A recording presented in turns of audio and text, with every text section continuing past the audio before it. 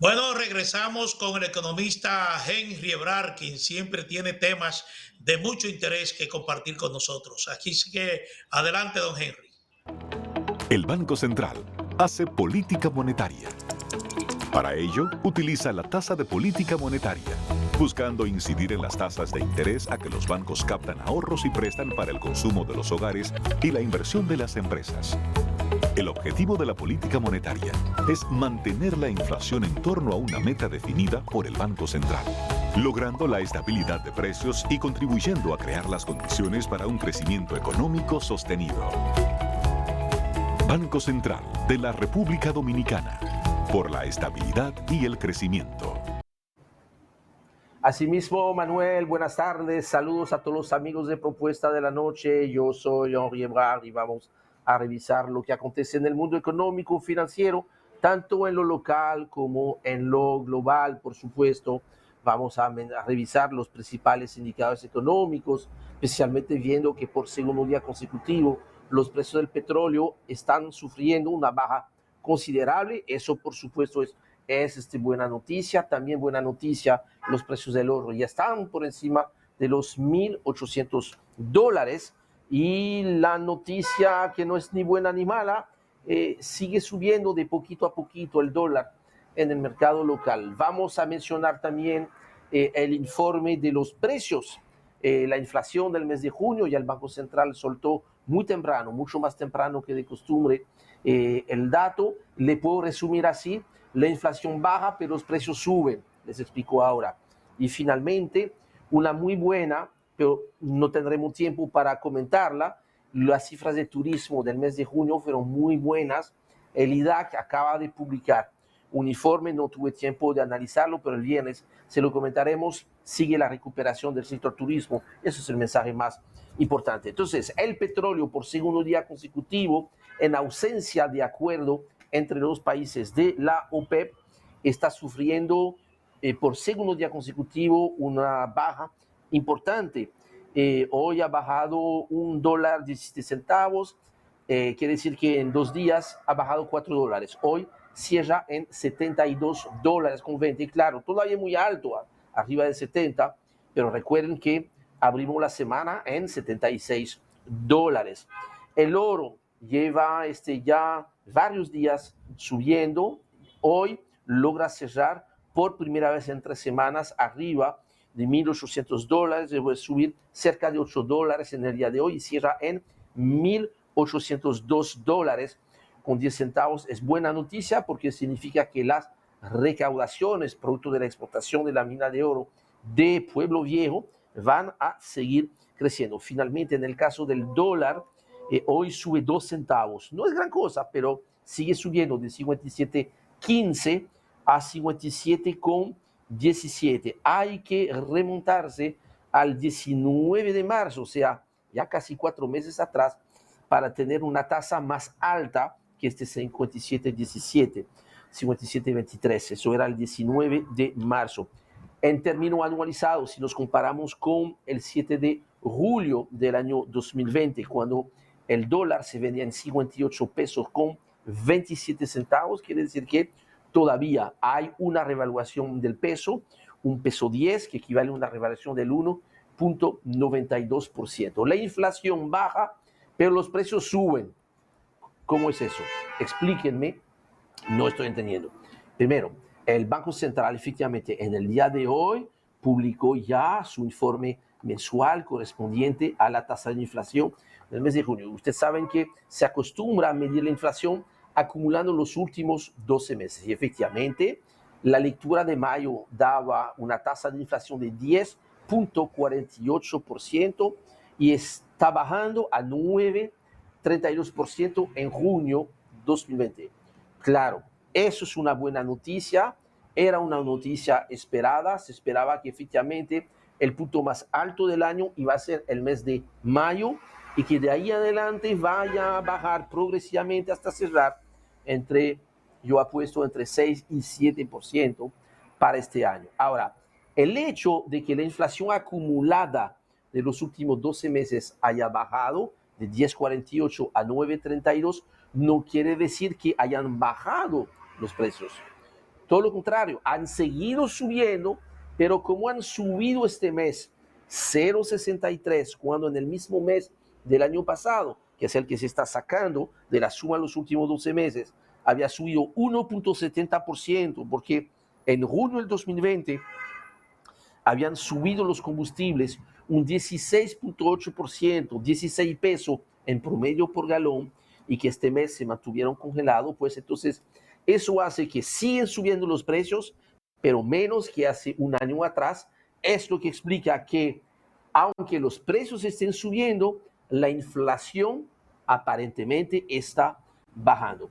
Fuera de esto, es interesante ver que la nota del Banco Central confirma de que efectivamente los precios siguen subiendo. En el caso del grupo más importante, que es alimentos y bebidas no alcohólicas, ahí el Banco Central indica todavía un crecimiento muy importante de los precios, 1,09%, explica el 42% de la inflación de este mes, y ahí dice que efectivamente tenemos en este grupo los aumentos principales: pollo fresco 2%, aceite de soya 8%, salami 6%, pan sobao 7%, pan de agua 7%, huevos 2,28%. Muchos productos han registrado incremento de precio, y eso obviamente, si se suma a eso el incremento de precio de 4,71% de la cerveza, ustedes ven que en este mes de junio los tres elementos principales de la canasta de alimentos, arroz, pollo y cerveza, han subido de precio. Por eso, en el mes de junio bajó la inflación, pero subieron los precios. Hasta aquí llega mi comentario para el día de hoy. Les invito a que me sigan allá en mi cuenta de Twitter, @EbrarH, y regresamos el viernes para comentar las cifras de turismo que fueron muy buenas en el mes de junio. Hasta entonces, mismo lugar, misma hora. Hasta luego. Cuídense mucho. El Banco Central hace política monetaria. Para ello, utiliza la tasa de política monetaria, buscando incidir en las tasas de interés a que los bancos captan ahorros y prestan para el consumo de los hogares y la inversión de las empresas. El objetivo de la política monetaria es mantener la inflación en torno a una meta definida por el Banco Central, logrando la estabilidad de precios y contribuyendo a crear las condiciones para un crecimiento económico sostenido. Banco Central de la República Dominicana, por la estabilidad y el crecimiento. Bueno, muchísimas gracias, Henry Ebrard, por sus siempre oportunos e interesantes comentarios en el área económica. Barrioso, hay un interesante reportaje de la BBC de Londres en Puerto Príncipe que relata la situación que vive el vecino país y los antecedentes que predominaban en Haití previo a este fatal atentado contra el presidente Jovenel Moïse. Así que queremos compartirlo con los amigos televidentes para que comprendan realmente cuál es la situación que está viviendo Haití en estos momentos. Así que adelante, director. De Haití, Jovenel Moïse, lo mataron a tiros en su casa en plena madrugada. Se trata de la primera muerte en décadas de un presidente en el poder en América Latina y ocurre en un momento de alta tensión política en Haití, el país más pobre de la región. El primer ministro interino dijo en un comunicado oficial que un grupo de individuos no identificados atacó la residencia privada de Moïse en Puerto Príncipe este 7 de julio, dejando además a su esposa herida. En este video te contamos quién era Jovenel Moïse y qué pasó durante su turbulento mandato. Moïse, de 53 años, llegó a la presidencia de Haití en febrero de 2017 y era la primera vez que ocupaba un cargo público. Ganó las elecciones como representante del partido de centro-derecha Ted Kale tras un proceso electoral convulso que, para empezar, se tuvo que celebrar 2 veces, en octubre de 2015 y luego en noviembre de 2016. Finalmente, Moïse fue proclamado presidente luego de repetir las elecciones y tras semanas de incertidumbre, denuncias de fraude y protestas. Antes de llegar al poder, Moise era un empresario proveniente del distrito rural de Trou du Nord, en el departamento nordeste de Haití, dedicado al sector bananero, la energía eólica y solar y otros emprendimientos en el sector de la agricultura. Antes de ser candidato a la presidencia por el partido Ted-Kale, Moise también llegó a ser secretario general de la Cámara de Comercio e Industria de Haití. Con estas credenciales de éxito empresarial y su origen rural, Moise se presentó y ganó las elecciones. Pero el mandato de Moise fue turbulento. Enfrentaba acusaciones de corrupción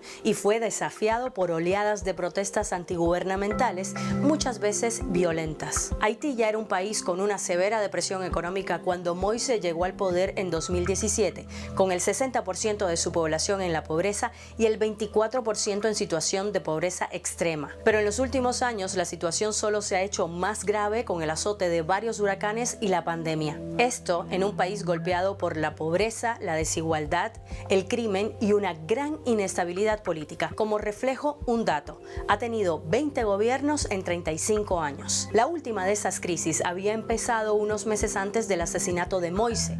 Varias protestas sacudieron a la capital Puerto Príncipe y a otras ciudades donde muchos pedían la dimisión del mandatario. Esta vez el motivo era un desacuerdo respecto a la fecha en la que debía terminar su mandato. Para Moise, su mandato terminaba en 2022, 5 años después de que asumiera el poder en 2017. Pero para otro sector, el de la oposición, Moise tendría que haber dejado el cargo un año antes, en febrero de 2021. El ataque que acabó con su vida se produjo a solo 2 meses de las elecciones presidenciales convocadas para el 26 de septiembre, unos comicios en los que Moise no podía ser candidato. El presidente había impulsado un referéndum para una polémica reforma constitucional que finalmente fue suspendido. En enero de 2020, el presidente disolvió el Parlamento y desde entonces sus críticos lo acusaban de acaparar poder y de gobernar Haití por decreto, algo que les reclamaban gran parte de la oposición y numerosas organizaciones civiles. A esto hay que sumar que fue muy cuestionado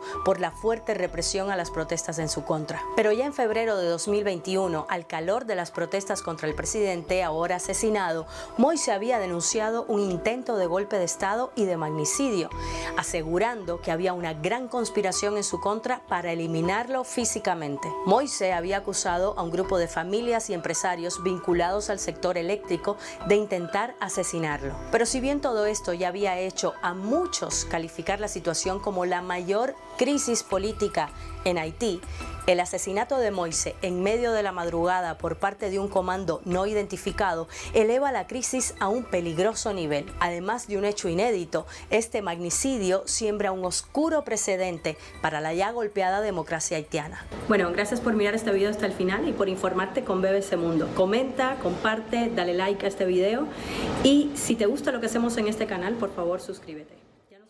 Bueno, la verdad es que, bueno, interesante este reportaje porque toca todas las aristas de la crisis haitiana, tanto previa como las expectativas que se crean ahora con este asesinato. Pero uno se pregunta, Barriuso, y a veces no encuentra la respuesta adecuada, ¿quién o quiénes, qué sectores, si políticos o empresariales, o vinculados al narcotráfico en Haití, estuviesen interesados en la desaparición física del presidente haitiano?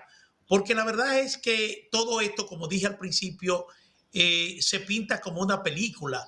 Es decir, se está hablando de 7 o 8 extranjeros que llegan a Haití, consiguen armas y penetran nada más y nada menos que a la casa del presidente de la República en horas de la madrugada. Entran a esa casa, lo matan, evidentemente salen sin tener que enfrentar ningún tipo de dificultad por parte de la seguridad que tenía que estar ahí garantizando la protección del gobernante. Pero obviamente hasta el día de hoy no se conoce nada. Salieron del país o están escondidos en Haití. Es decir, todo lo que se conoce son especulaciones. Y la verdad es que esto agrava mucho más lo que es Haití, es un país completamente inviable.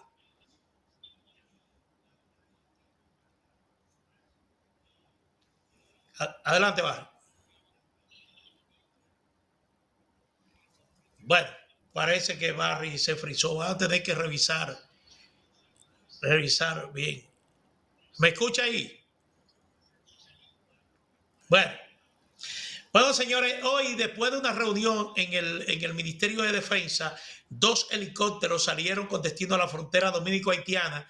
Uno de ellos que iba a aterrizar, estaba aterrizando en la fortaleza militar El Rodeo de Jimaní, se accidentó, es decir, se precipitó a tierra. Hasta ahora no se conoce de lesionados ni heridos a consecuencia de este accidente que, repito, ocurrió luego de concluida una reunión del Consejo Nacional de Seguridad que encabezó el presidente de la República, Luis Abinader, para conocer de la crisis haitiana y adoptar una serie de medidas para garantizar la seguridad a lo largo de la línea fronteriza. Eso ocurrió en Haití. Don Barry, ya estamos en línea.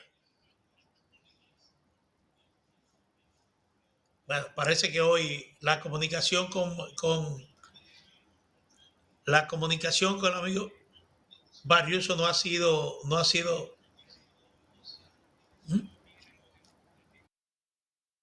Vamos a ver si mañana podemos resolver esta situación técnica. Bueno, por último,